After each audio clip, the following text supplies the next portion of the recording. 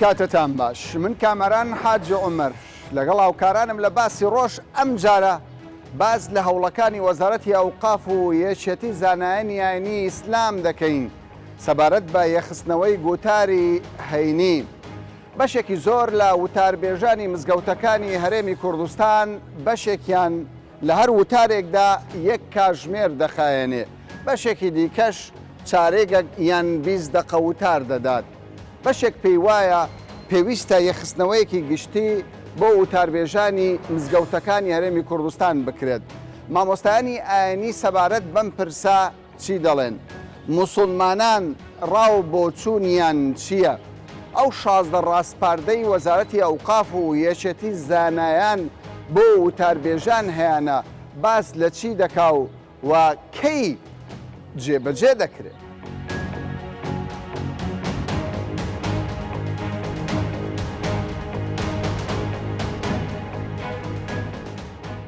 هەندێک جار موسڵمانان هاوڵاتیان گلەیی دەکەن دەڵێن وتارەکان درێژن هەندێکیش دەڵێ دەبی درێژبی چکە خێری زیاتر درێژ باش نییە باش نییە درێژ باش نییە تۆ بۆ خۆت کە دەچێ مزگەوتێ بەڵێ دانی دەژبینی لە بەس باش نییە من هەتا ئەوەلەکە ئاخێکی ئەم نەبیر دەکەم درێژدا دڕە زۆر لەبیر دەکەم ناوەڕۆکەکە لەبیر دەچێت كردي بس بمعناها كردي بختبي چەند دقە بیتن ئێستا وەزارەتی ئەوقاف دەڵێ بۆ هەر مامۆستایەکی ئاینی دەبی 20 دقە زیاتر وتار نەدا 20 دقەش زۆر کەمتر ببیت باشە بۆ خۆت کە نوێژت کردووە چێ مزگەوتێک ساعاتێکی خایەندبی 45 دقە خایەندیە بێزار بوو جاری وا مەلی خۆش شوباتی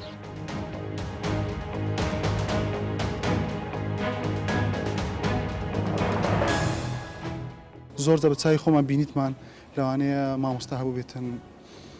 تەشیری بە کەسێک کرد بێ بەلایەنە کرد بێتن ینی بە بۆ چوونی تۆ ئەو مینبەرە نابی بۆ تەشیر ئەو مینبەرەی پێغەمبەر صلی الله علیه و سلم چونکە پێغەمبەر صلی الله علیه و سلم لەسەر ئەو مینبەرەکە وتاری بۆ خەڵکدایە تەشیری بە هیچ کەسێک نەکردیە مەگەر ئەو کەسانن زمانی زبر بە شتانە زمانی زبر هیچ کاتێک زمانی زبر لە ئیسلامدا بوونی نەبووە زمانی زبر چونکە تۆ ئەو زمانە زبری کە توێ بەکاری بینی کە بۆ هەڕەشەکردن بەرامبەر کەسێکدا دەتوانی بە زمانی گوڵیش حانە پێشکەشی بکەین بە زمانی گوڵیش یعنی ئەو کەسە تێبگەینی کە ئەو شتەی تۆ ئەو پەیامێکە تۆ دەتەوێت بیگەینی هەتوانی بە شێوەیەکی ئاشتیانەتیش بگەینی نەک بە زمانێکی هەڕەشە بە زمانێکی واوە تۆ پێم بڵێ نوێژی هەینی ئێستا وەزارەتی ئەوقاف دەڵێ دەبێ وتاری هێنی یەک بخرێتەوە لەگەڵ ئەوەی وتارەکان یەک بخرێ یان هەر مامۆستایەکی ئاینی ئازاد بی وتارەکە درێژ بکە کورد بکە باسی چی کە چی نەکە وتارە وتارمکە مامۆستا هەیە وتاری دەخینتەوە ینی تاخی دەخینتەوە هەیە ینی 20 دقه ساعتی ناوە خلاصی دەکەن باشە بۆ تۆی موسڵمان چی باشە بکرێت والله مسلمان چیە ئەوەندە نوێژەکەی عالەمەکە دێ 20 دقه بێ چارێگە من نازانم ینی ئەوەی بکەم لەگەر ئاینی تۆ بۆ خۆت وەکو موسڵمان بەجێری خۆی چییە کوی ئەوە کردێ بەجێری خۆی دەتانی ئەوەکەی بداتێت وتبەکەی باشە لەگەڵ ئەوەی وەزارەتی ئەوقاف ینی بابەتەکەیان بۆ دیاری کرا یان مامۆستاگە بۆ خۆی ئازابی زەوەش نازانم مامۆستا ئازگە مامۆستاگە بۆ خۆی ئازابی ئەوەکەی بداتن تاخی دەکات ئەوە زووترەوە دەکاتن یانی تۆ ڕازی ئەگە درێژ هەموو جۆرەی ڕازیمە باشە ئێوە پێم بڵێن وەکو نوێژکەر مامۆستای ئاینی ئازاد بێت وتاربێژ دەوەی چەند کات بخایەنێ یان دەبێ 20 دقه وەکو وەزارەتی ئەوقاف ئێستا باسی لەوە خودبەکانی بەڕاستی ناخۆشە ینی زۆر ئەوە بیتن درێژ بیا کابرایان نەخۆشە فەقیرە نەخۆشە تەعامل ناکە یانی دەبێ ڕچاوی نەخۆشەوە ئەدی دەبێ ئیسابی پیرەمێردە چی بکە ئیسابی نەخۆشە چی بکەی ئەدی کورد بە درێژبی ناخۆشە بەڕاستی ینی بە ئەسلوبی بەسلوب نە زۆر درێژبی نە زۆر کورتش باشە تۆ پێم بڵێ لە جومعان کە دەچێ غوتبە درێژبی باشە غوتبەکە یان کوردبی درێژبی باشە درێژبی یەک ساعت یەک ساعت بڵێ یەک ساعت حاجی تۆ دەڵێ چی زۆر یان زۆر نیە ساعتێک زۆرە تۆ پێت باشە چۆن بی وڵی پێم باشە ینی گەرە درێژ نەبیت یان کابرا هەیە نەخۆشە کویە خۆڕە ناگریتن هەتا من سێ سارێک ئەو هەنی ساعت سێ سارێک زیاتر نەوی تۆ چییە غوتبەیەک مامۆستای وتار بێژە غوتبە بدە بێ تاقەتی کردی برێکەکەەوە ئەمە لەو مزگەوتێ هو ما مساء خد بيدا تقريبا 6 ساعات بشيء بدنا مرات بتاكد ما عم يسوي مزگەوت چۆر على کرد ولا تقول كده بەجددی يا کرد. على والله یعنی نوێژی هەینی بوو على نيش هني بكسدمه چۆلیان کرد ولا نوێژ شو يعني بس بتاكد ما بەتاقی دەبێت. بتاكد ما على عم دير مش كل هذا یعنی لە هەولێر بەو شێوەیە على بۆ ولا بس دي بقوم ليه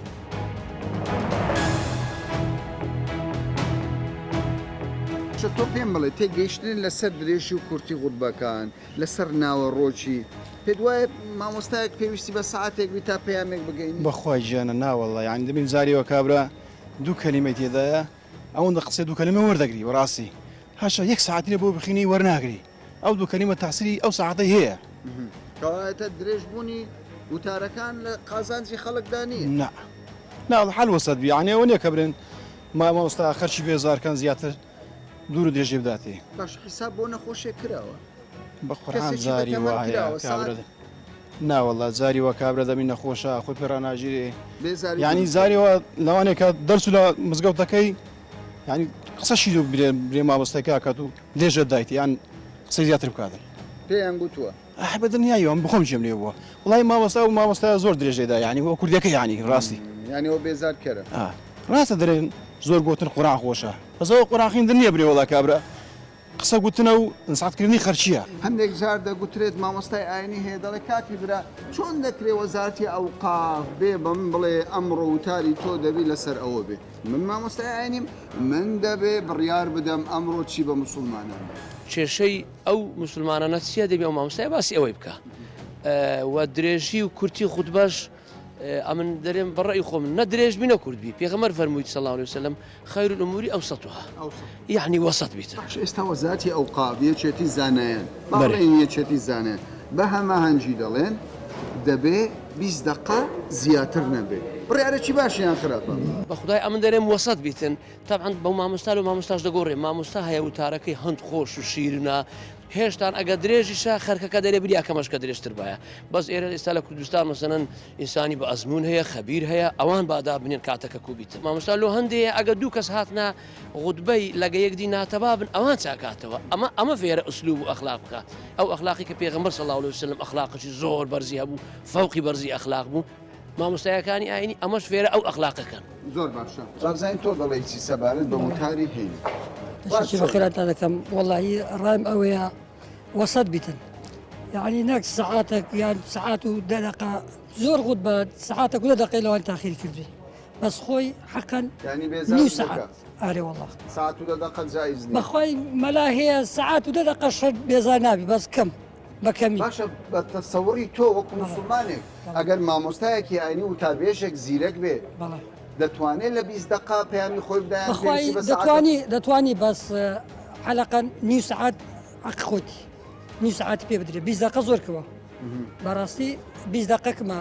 زۆر یعنی ئەو پەیامی بەتەواوی پێ ناگە بەس پێ ئەتوانی بگەینێکە مامۆستایەکی زیرەک بی مامۆستای زۆر زیرەک لەبی ناتوان بە 20 دقەی بگەینی ناتوانانی باشە لە پێشوودا غوت بە خۆشتر بوو پێشتر ینی 10 ساڵ 15 ساڵ بەر لە ئێستا مامۆستایانی ئاینی وتارەکانیان باشتر دەگۆدیان ئێستا بەێ چۆنیان ئێستا تێ دەگەینی خودبەی هات لۆ دەدا هەر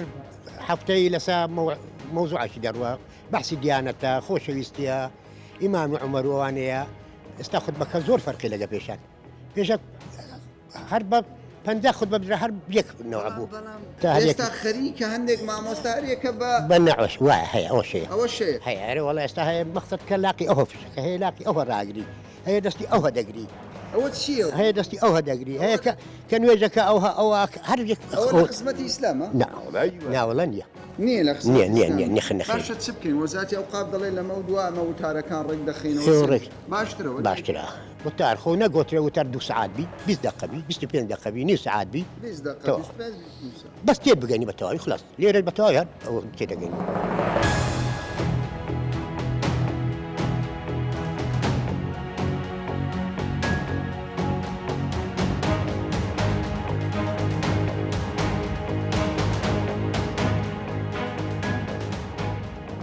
بابزانین بەچێ دەگوترێت وتاربێژ ئایا بۆ هەر کەسێکە کە شارەزایی لە ئاین بوو لە شوێنێک وتاربێژ نەبوو لە مزگەوتێک گەسەر خۆی بکات بە وتاربێژ یان دەبێ فلتەر بەڕاستی وتاربێژی مەهامێکی زۆر گەورەیە مەهامی پێغەمبەران بووە عەلەیهیمو سەڵات وەسەلام ئەبێ بە کۆمەڵێک فلتەری زۆرا بڕوا ئەبێ هەموو مادەکانی علومی شەرعی بە باشی خوێند بێ لە مەقاسیدی شەریعە چاک حاڵی بوو بێ لە مەفاهیمی قورئانی و لە مەفاهیمی فەرمودەی پێغەمبەری خوا صلی الله علیه وسلم زۆر باش حاڵی بوو بێ و کۆمەڵێک مامۆستا ئیجازیان پێدا بێ کە ئەم کەسە ئەهلیەتی ئەوەی هەیە کە خەتیب بێ ئیتر دیارە کۆمەڵێک سیفات هەیە کە ئەو خەتیبە ئەبێ دەنگی چۆن بێ باشە سەبارەت بە تێڕوانینی بەشێک لە مامۆستایانی ئاینی وتاربێژان ینی مامۆستایانی ئاینی دەڵێ بەداخەوە ئێستا کەلتورێک دروست بووە کۆمەڵگە حەز بە مامۆستایەک دەکا کە دەنگ ینی هاوار بکات ئەوە ئەو قسەی کە جەنابەت کردت فعلەن وایە ئێمە هەر بە ئێستا مەسی ئەەکەین لە کوردستانە ئەو خەتیبەی کە وەکو جەنابەت زۆر ئەقیڕێنێ زۆر هاوارەکە جمێن ئەدا شتی خورافیات ئەڵێ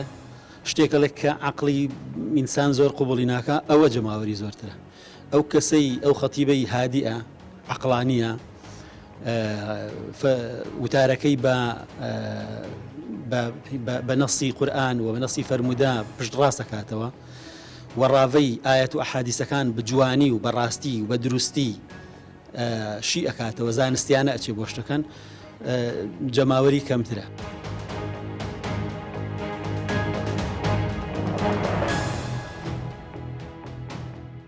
بەشێک لە هاوڵاتیان لە نوێش خوێنان زۆرجار باس دەوە دەکەن بەڵێ لە ڕابردوودا کە دەچوینە مزگەوت بەشداریمان لە نوێژی هەینی دەکرد چێژ و تامێکی زۆر لە وتاری هەینیدا بوو سوودێکی زۆرمان پێدەگەشت بەڵام ئێستا خەریکە ئەو چێژە نەماوە. ئێستا جیاوازی زۆر دەبیندرێ و بێ سەروبەرەیەک حەز دەکەین زۆرمان پێ ناخۆشە چونکی مامۆستایانی ئێمە ڕەحمەتیان لێبێ کە فێری علم و زانستیان دەکردین هەمیشە واداریان دەکردین لەسەر هێندێ مەوزوع و شوێن کە ئەمە عەقڵانە و ژیرانە بەحسینەکەی لەوانەیە فیتنە و ئاژاوەیەکی گەورە دروست بێت. بەڕاست ئەمە ئاساییە وتاربێژێک خەڵک فاسقکە و منافە برای بەڕێزم مەسەلەی کافرکردن و فاسقکردن هەویەی دوا ڕۆژ بەدەست ئێمەوە نییە هەویەی دوا ڕۆژ بەدەست خوایە کافریەت یا فاسقیت ئێمە ئاگامان لە دڵی ئەو ئینسانە نییە چۆنە لەبەر ئەوە ئەو وشەیە ئێمە بەڕەوانی نازانین بەرامبەر بە خەڵقی بیڵێ ئەگەر خەڵقێک تین و زۆر بۆ ئینسان نەهێنێ چونکی هێندێک کەس هەیە بێشەرمانە لە بەرامبەر دین لە بەرامبەر مەقدساتی ئیسلام لە بەرامبەر مینبەر و میحراب لە بەرامبەر عولەما و پێشەوای ئاینی زۆر زیادە ڕەوی دەکا و هەموو ڕێگەشتی پێ ئەدرێ ئەوە لەوانەیە ئینسان لە سنووری خۆی بترازێ و ڕەدولفیعل بیگرێ و وەڵامی بداتەوە وەڵامەکەشی جێ خۆی نییە چونکی پێغەمبەر صلی الله علیه و سلم لە وتارە قسەی ناشرینی نەفەرمووە. باشە ئێوە لەگەڵ ڕێخستنەوەن ئێمە نییە ئێمە باوەڕمان وایە خەتیب یا مامۆستا یا ئەو کەسانەی کە بانگخوازن بە ئەدەبی قورئانی ئەبێ قسە بکەن ئەدەبی قورئانی ئەگەر نەزیانی بۆ ئاینی و جنێ و فرۆشیتیانە چونکی زیان وەکو زیان بە خۆی دەگەێنێ خۆی نرخی دادەبەزێ بەرامبەرەکەی شعوری بریندار دەبێ پەرتەوازە ئەبێ لە بەرنامەی ئاینی کەرکی نابێ دڵسۆزی و خلاسی تیان نابێ ئێمە وای هەست پێ دەکەین ئەو کارانە عاقیبەتەکەی خۆش نابێ و بەرهەمەکەشی چاک نابێ.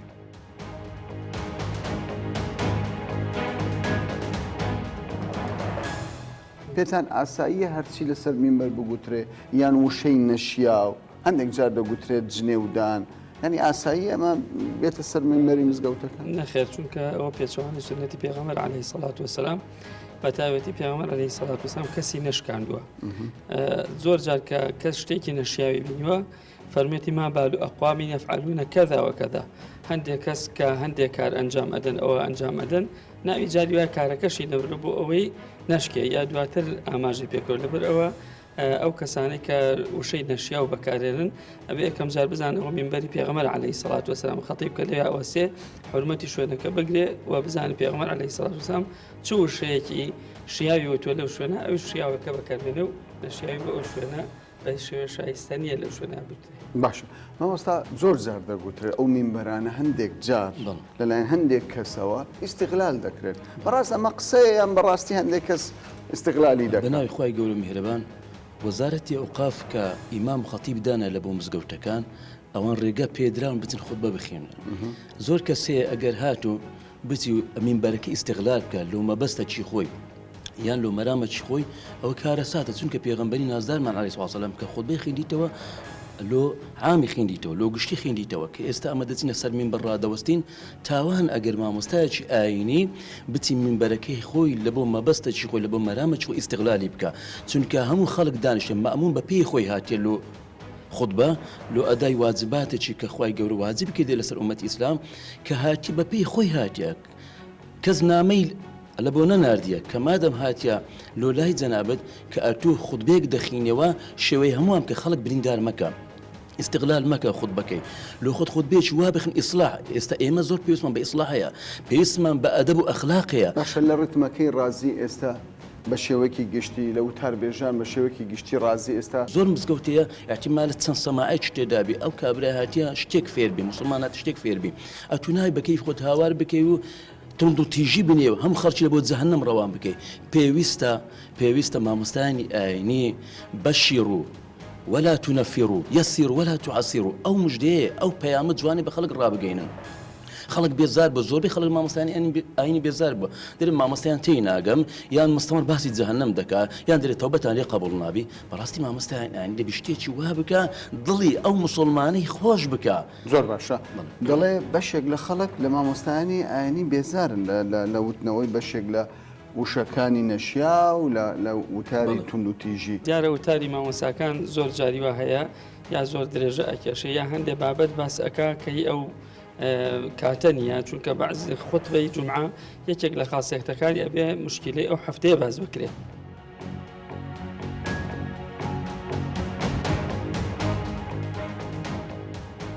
کێشەکانی ئێمە لە چییە؟ لە ناوەڕۆکی بابەتەکانە لە دەربڕینی و تاربێژان هەندێک جار باسی لێوە دەکرێت یعنی لە بازنەکە دەردەچێت. ئەو خەڵکە ماندووە ڕۆژی جمعا کاتێک کە دێتە مزگەوت بۆ ئەوە دێ کە ئەم ئەرکە ئاینیە جێبەجێ بکە دوو هەمیش لە ڕووی ڕۆحیەوانێ سوودمەند ببێ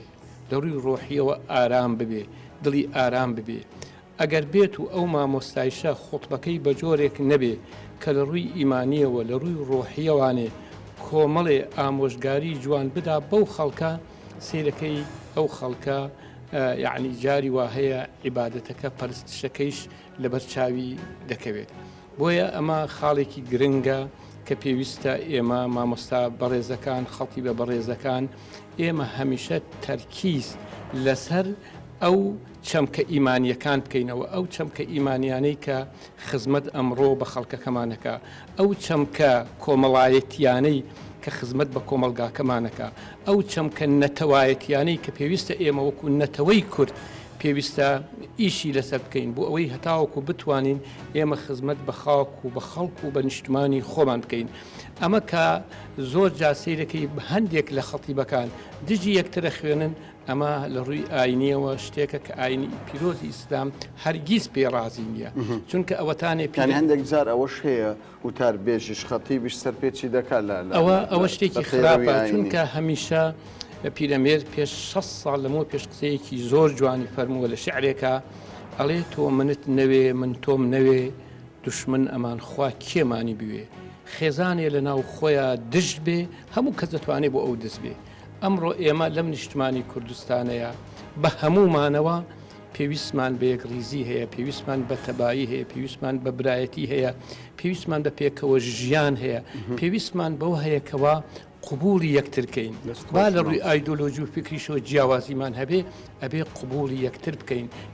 وتارەکانمان بە جۆرێک بن کە خزمەت هەم بە ئاینەکەمان بکە هەم خزمەت بە کۆمەڵایەتێک کە لە ڕووی کۆمەڵایەتی و بەها جوانەکانەوە هەم خزمەت بە نیشتمان و بە خاکی خۆمان بکە بۆی هەتاوەکو بتوانین ئەم ئاسایشی نەتەوەی خۆمان بپارێزین و لەم کوردستانەیە بە ئازادی و بە سەربەزی ژیانێکی پڕبەختەوەری و پڕکامەرانی بەرینە سەر.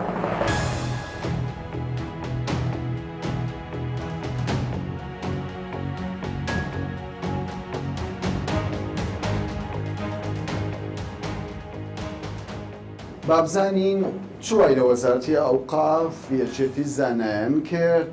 ڕێنماییەکی 16 خاڵی دەربکات بۆ وتاربێژانی هەرێمی کوردستان لەوەی کە پابەندی ناوەڕۆکی ئەو ڕێنماییانە بن. کێشەکان چی بوو؟ مامۆستایانی ئاینی کوردستان خۆیان پێشنیاریان کرد کەوا تەوەری وتاری هەینی لە کوردستانە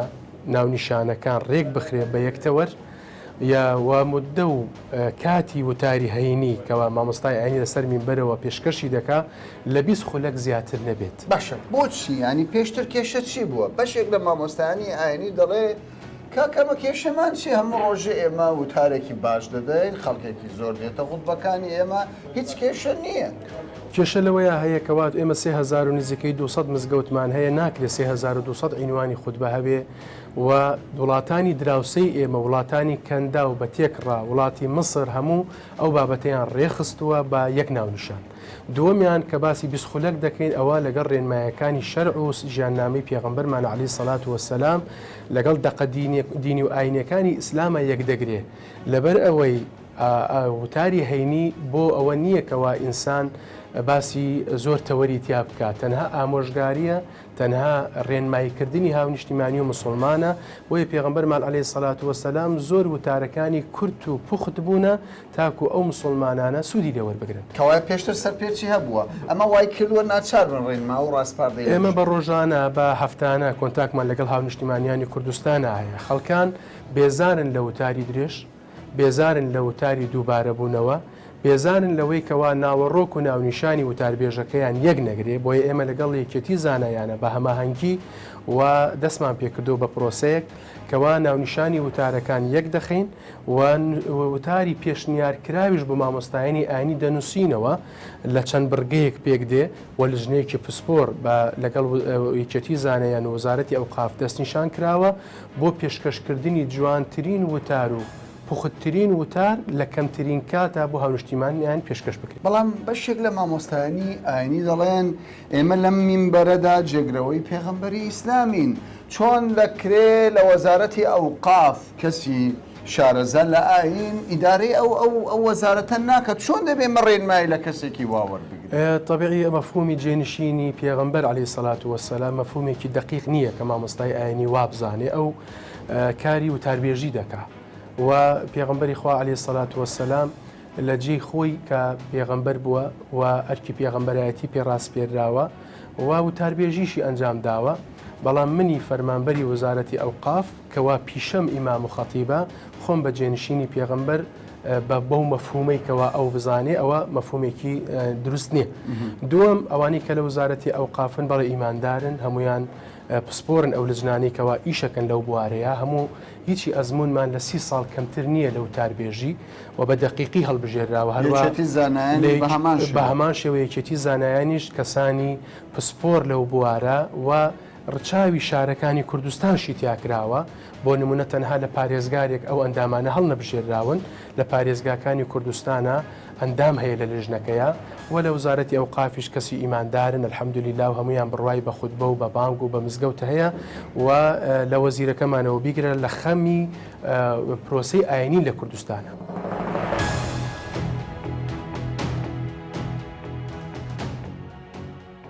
زۆرینەی موسڵمانانی هەرێمی کوردستان پێیان وایە بەشداریکردن لە نوێژی هەینی و وتاری هەینیدا تەنیا ئەرکێکی ئاینیە و بەشداریکردنی ئەوان بۆ جێبەجێکردنی ئەو ئەرکەیە. بەشێک لە مامۆستایانی ئاینی دەڵێ گوێندان لەسەر مینبەری مزگەوتەکان و وتاری تونوتیژی بەشێک لە وتاربێژانی نێو هەرێمی کوردستان وای کردووە کە شکۆمەندی مامۆستایانی ئاینی بە شێوەیەک لە شێوەکان لای موسڵمانان و هاوڵاتیان لە کەدار بکرێت. وەزارەتی ئەوقاف و یەکێتی زانایانی ئاینی ئیسلامیش دەڵێت بۆ لە مەودووە هیچ وتاربێژ و مامۆستایەکی ئاینی بۆی نییە لەسەر مینبەری مزگەوتەکان وتار لە پێناو بەرژەوەندی شەخسی خۆی بدات و بە پێچەوانەی بەرژەوەندی گشتی و بەرژەوەندیە ئاینیەکان وتار بدات. بۆ چارەسەریش 16 ڕاستپاردەیان دەرکردووە. هەر مامۆستایەکی ئاینیش بۆ لە مەودووە پابەندی ئەو ڕاستپاردانە نەبێت ڕوبەڕووی لێپرسینەوە و سزا دەبێتەوە تا باشێکی دیکە و بابەتێکی دیکە بەخواتان دەست پێ